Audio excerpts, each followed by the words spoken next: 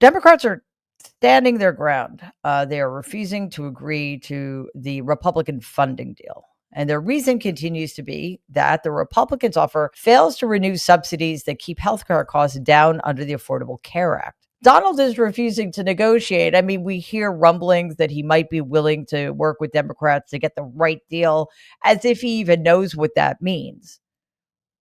But the whole thing is quite frankly his fault. He's never going to take responsibility for that. Instead, he's sending his minions out to lie to the American people.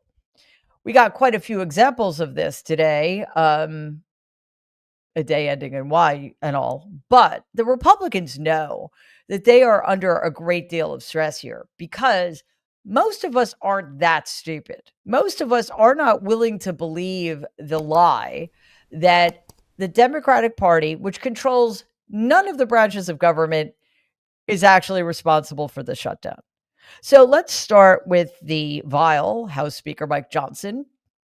Here he's telling just a most blatant lie about his party's attitude toward health care. Take a look. So they created a red herring. A red herring is a distraction. They decided that they would pick a fight on health care. Well, let me look right into the camera and tell you very clearly, Republicans are the ones concerned about health care. Republicans are the party working around the clock every day to fix health care. This is not talking points for us. We've done it. A big part of the One Big Beautiful Bill, the Working Families Tax Cut, was to fix health care. Health care is broken in America. It's too expensive. The quality of care needs to rise. We need more access for more people, and we have lots of ideas to do that. Yeah, okay. None of that is true. I'm kind of getting tired of saying that phrase, but it happens to be relevant anytime somebody like Johnson or Donald or Caroline Leavitt or Stephen Miller or J.D. Vance opens their mouths. The Republicans have fought the Affordable Care Act for years. During Donald's first term, they tried to repeal it dozens of times with no replacement plan. Concepts of a plan, of an idea or something. Donald is in his 10th year as a leader of the Republican Party. And in his 5th year as the person in the Oval Office, and he has nothing to show for it. There is no health care plan from the Republicans. The Affordable Care Act could be better, certainly, but it is far better than anything we ever had, and it is infinitely better than the nothing the Republicans want to offer the American people instead. In a press conference this afternoon, White House spokeswoman Caroline Leavitt told more lies. Here she is echoing Johnson's tale about Donald's health care priorities. Is he willing to share more on what he'd like to negotiate on the Affordable Care Act later? Is he willing to say specifically what he would like and when? But look, the president is definitely committed to fixing and improving our healthcare system. You saw it again last week when he had one of the largest pharmaceutical companies in the world coming into the Oval Office and promising to lower drug prices by 200, 300, 100% in many cases for various types of drugs for American patients. That is a huge fix to a broken system that has been ripping off the American people for far too long. So the president's very committed to this. But right now, we need to reopen the federal government, and the president is remaining very firm in that position. Yes, very firm. Okay, Donald has no healthcare priorities, as far as I'm aware, unless you consider being sedentary and eating a lot of fast food. Healthcare priorities, maybe. I don't know. Not judging. Now, should we just call her Ava Brown? I mean, it suits her. Anyway, here she is assuring us that Donald wants to end the shutdown now. I was just in the Oval Office. He was on the phone with Speaker Johnson. He's also spoken with the Senate Majority Leader, who are in touch with, of course, moderate Democrats and Democrats across the board, who we understand hopefully want to do the right thing by their constituents to reopen the government. So the president is being kept very well apprised of the ongoing shutdown on Capitol Hill. And of course, his position is very clear. There's nothing to negotiate, just reopen the government, and then we can talk about all the important issues facing our country. So he hasn't called specific members of Congress? Not to my knowledge, no. Yeah, we'll figure it out after we open the government and give Republicans the credit for that without making any concessions, without negotiating. Sure. This means a couple of things. One, he's not at all serious about it, because if he were, he'd kind of maybe pick up the phone and talk to the Democrats. But here's the thing. I don't think he understands that he needs to. He doesn't understand how this works. He doesn't understand what the filibuster is. He doesn't understand that a deal isn't a one-way street. Now, he's gotten away with that for most of his career for reasons. But in this particular instance, there really does need to be some concession on the Republican side, or they're giving Democrats literally no incentive to work with them. Because as it stands, the Republicans' deal is terrible for the American people. Even Republicans, but Republicans in Congress, and Donald certainly don't care about that.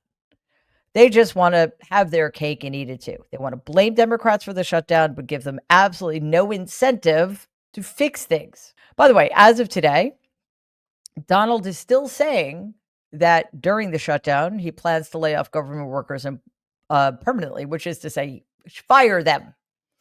In the past, employees have just been furloughed. I mean, that's no fun, because it means they're not getting paid, but they have a job to go back to when the shutdown ends. That's not what the Trump regime is planning right now. In order to get back at Democrats, whatever that means, they plan to fire potentially thousands of civil servants just because. I guess to threaten Democrats into making a deal that is terrible for the American people, or to make it seem like the Democrats are the bad guy in this scenario. When asked about this issue, Levitt, can we come up with a synonym for lied? She was incredibly mendacious, and she tried to shift the blame. Take a look. On the layoff of federal workers, potentially, the president said yesterday that Democrats will be to blame if federal workers lose their jobs. Historically, though, in past shutdowns, workers have been furloughed, but they have not been laid off en masse.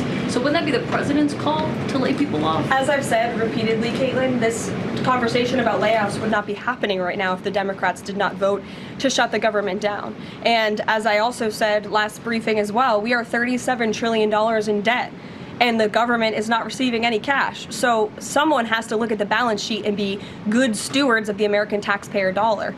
And layoffs are an unfortunate consequence of that. Okay. How is it the Democrats' fault that Donald is going to fire people? That makes no sense. And also, Levitt, quite ironically, keeps pointing to the fact that we're $37 trillion in debt. Whose fault would that be? Oh, yeah, her boss. Of course, nobody ever asked her that question. Why are we $37 trillion in debt? I mean, she'd lie, but there's a way to ask the question to get the information out there. For example, let me journalism for a second. So, because of Donald's horrific economic policies and his insistence on giving tax cuts to the obscenely wealthy and corporations, this country is $37 trillion in debt. How do you explain that? You know, that kind of thing. Later in the day, Donald spoke to members of the press in the Oval Office, which is always fun for us.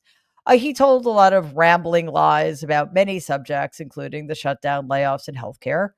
And we're going to take a look at it. The Democrats are the ones that started this, and if you think about it, it's about health care to a large extent. It's about, we want great health care for people. We don't want to give the money away to other people that come pouring into our country, and they've already poured because nobody's coming into our country. Now we have the border totally stopped. In fact, numbers we just announced again, we're at another 0. So we have 0 for 4 months in a row. 0 people coming into our country illegally. That's a pretty good number. I'm not sure even I can believe that, Doug, if you want to know the truth. 0. We went from millions of people to 0, but it's pretty close to that number. And the way you stop them is not to give away, not to announce that you're giving everybody free health care, free this and that, but what that does is it affects the American people, because the American people are unable to get good health care. Right now, we have a negotiation going on right now with the Democrats that could lead to very good things. What kind of, and I'm talking about good things with regard to health care. Are you speaking with Democratic leaders? What kind of negotiations? Well, I don't want to say that. I don't want to say that. Okay. I took notes. So this is all about healthcare, not that the Republicans are going to allow the Affordable Care Act subsidies to expire, which will make healthcare almost unaffordable for tens of millions of Americans. 4.2 million people will lose their healthcare next year alone because of the increase in costs. Costs will increase up to 75% for some people.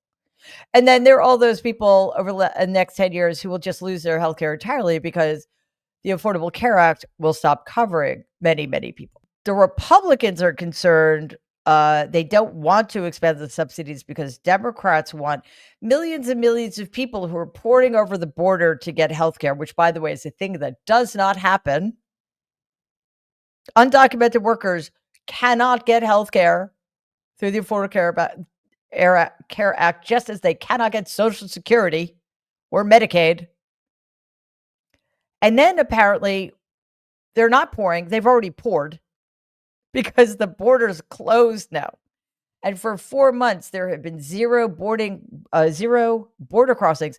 This is such an extraordinary thing. So incredible. And I mean that word literally, that Donald can't even believe it. Yes, because it's not true. And then he said it was close to 0. So make up your mind, little guy. You seem very confused today. Yeah, like I said, day ending in Y. Please take a second and like and share this video. It'd be awesome if you could subscribe to the channel. If you're listening to us in podcast form, please follow us and give the show a 5-star rating because it really does help other people find our content. Thanks.